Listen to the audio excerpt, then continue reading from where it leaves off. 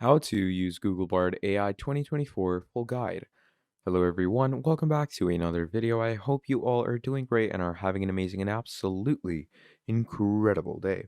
I bring you back with yet another video, and in this video what we're going to be doing is we're going to be using Google Bard AI, and I'm going to be showing you on how you can integrate Google Bard AI with other Google services and how you can make full use of these things, okay?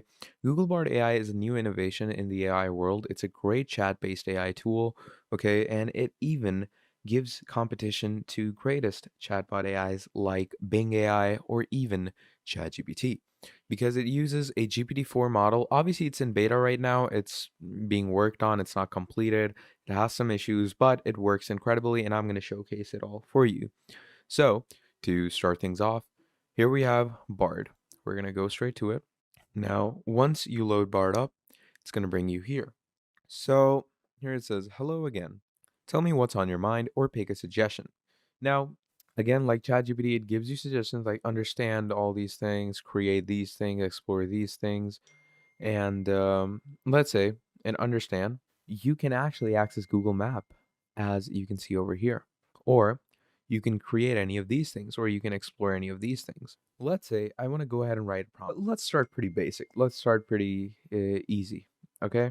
So let's start off by writing, I want you to write me an essay on, let's say, Napoleon. Make the essay 500 words long. You do that, enter, and now we're just going to wait for it to load up.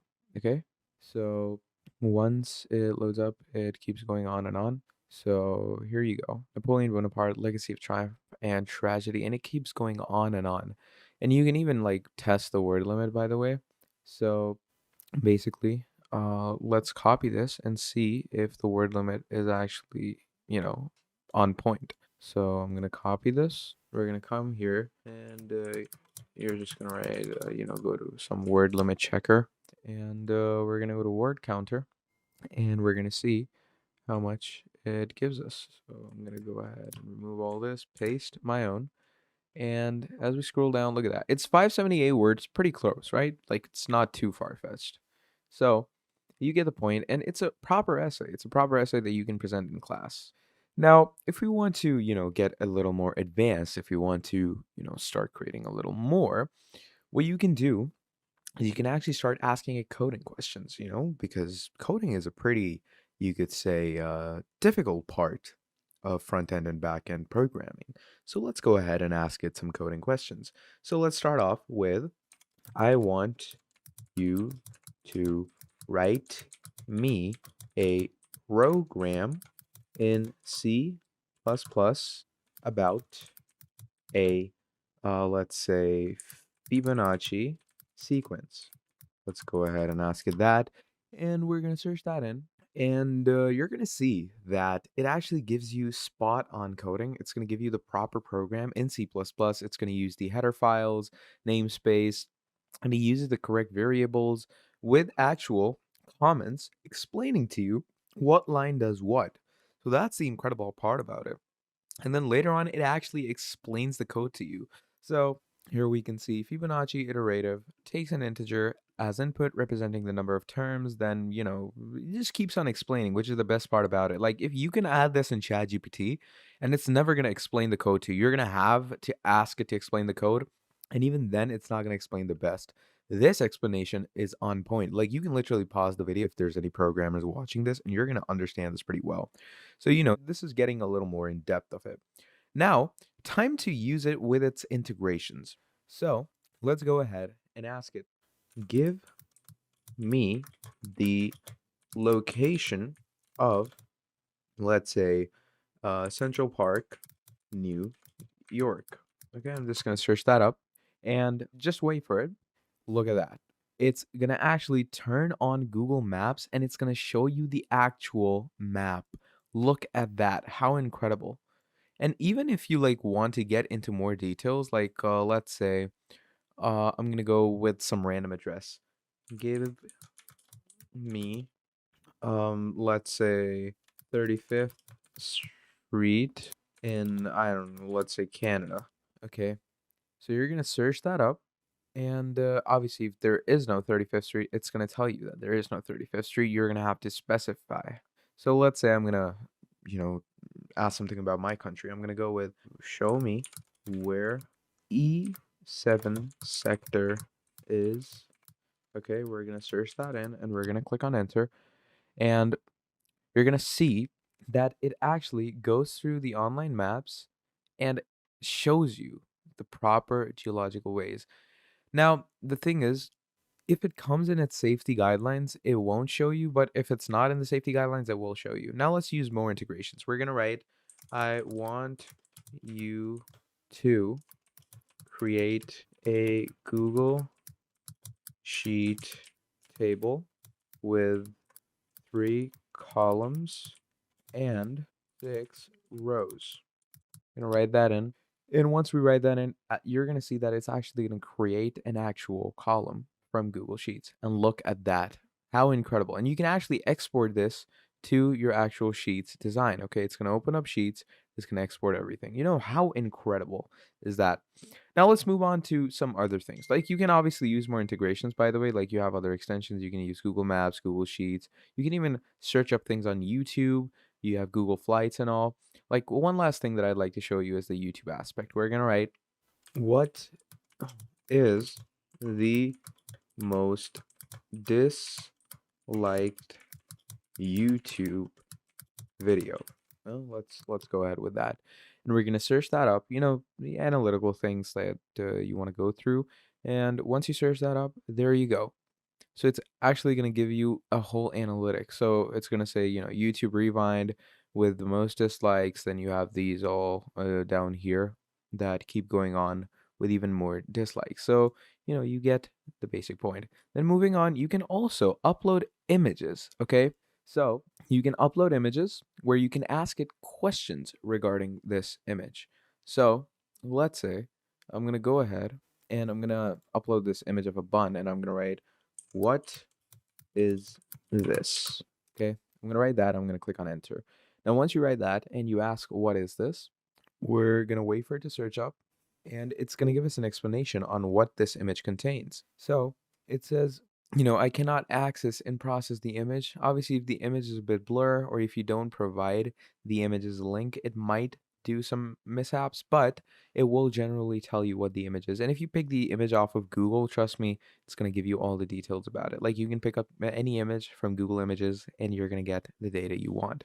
So that is basically Google Bard AI, and that is how we're going to use it for ourselves. Now, if you enjoyed this video, please do make sure to drop down a like on this video and subscribe to the channel. And if you want to see more videos like this, let me know down in the comments below and I'll make more for you. How to use Google Bard. So if you want to quickly go ahead and use Google Bard, what you're going to do is you're going to come to Google and you're going to write Google Bard. And it's going to bring you to bard.google.com. And that is exactly what we're going to want to go to. So we're going to go to Bard. It says chat-based AI tool. Now, once you go to Bard, it's going to bring you right here into Bard experimenting. And, you know, as you can see, Bard was just updated. Now, you can ask anything of Bard. You can create anything of Bard. Let's say you want to create a social post. So outline my social media post for my network, from my summer internship. Let's say you want to add that in. So you're going to click on that. And obviously, it's going to generate a whole post for you, which is pretty incredible, right? Then, moving on, you can also add in images. And so look at this over here. It's going to create a whole outline for you with a headline, body, call to action, additional tips, and then look at this. It gives you the whole body to work with. You can also ask a coding question. So you can write me a random code in C++. Okay, you can ask it to do that. And once you ask it to do that, it's even going to do that for you. So this is basically how you're going to be using Bard. And look at that. It's going to write me an actual code in C++ that I can add into my program. And it's obviously going to work pretty incredibly. So it says, here's another C++ code that creates a simple guessing game with a twist. This is, you know, a random poem combining creativity and randomness. So pretty incredible. And it also gives you the source where it gets it.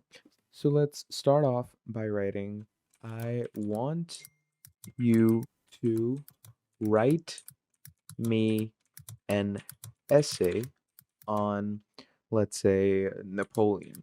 Make the essay 500 words long. You do that, enter, and now we're just gonna wait for it to load up. Okay, so once it loads up, it keeps going on and on. So here you go. Napoleon Bonaparte, Legacy of Triumph and Tragedy, and it keeps going on and on. And you can even like test the word limit, by the way.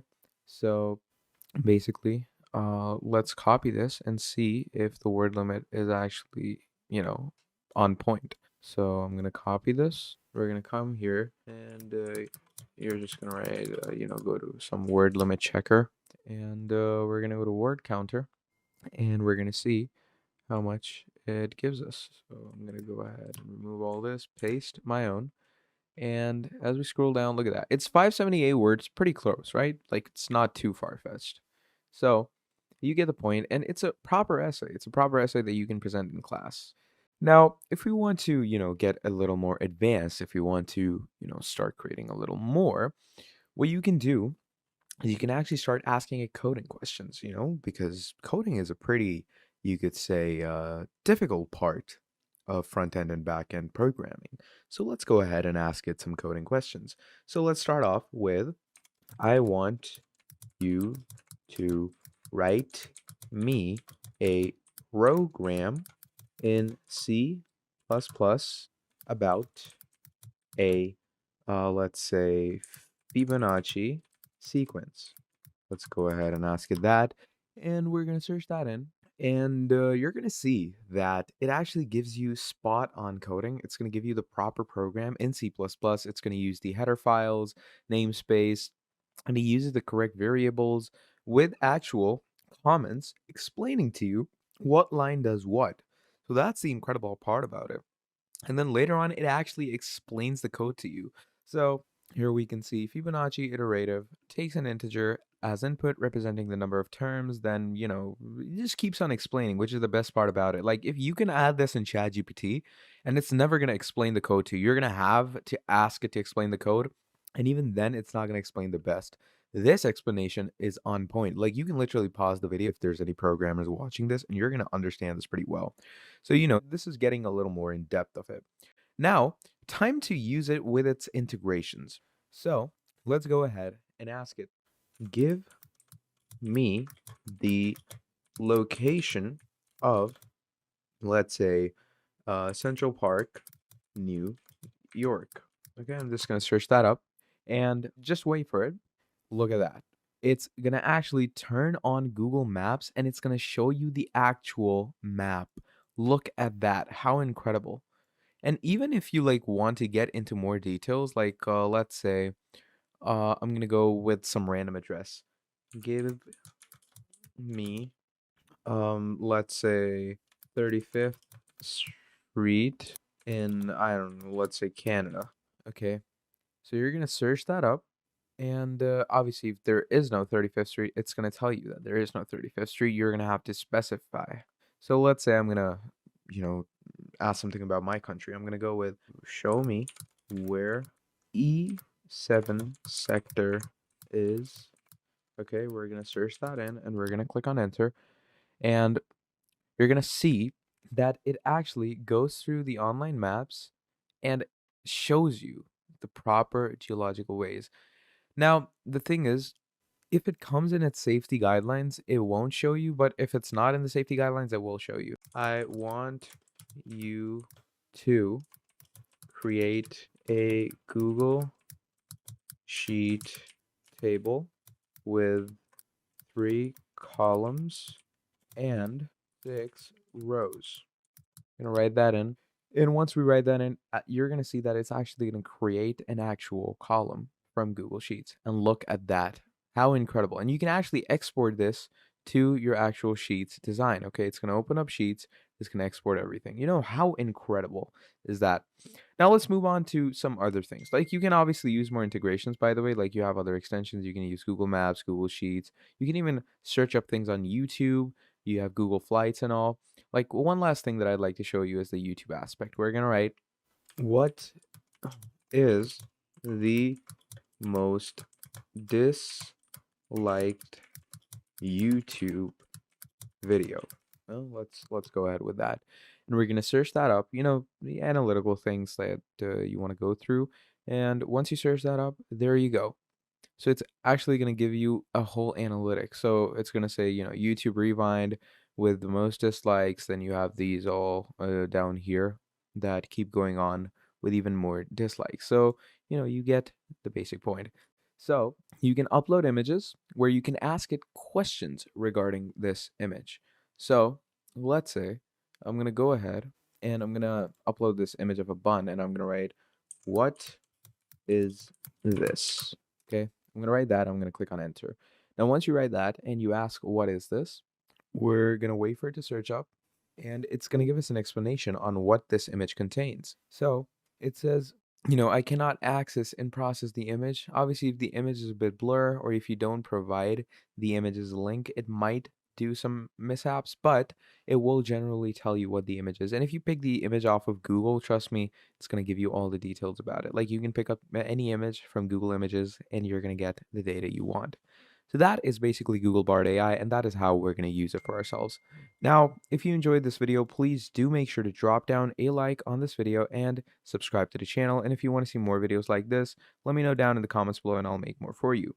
Till then, that's it. Thank you for watching and I'll see all of you in the next video. Goodbye.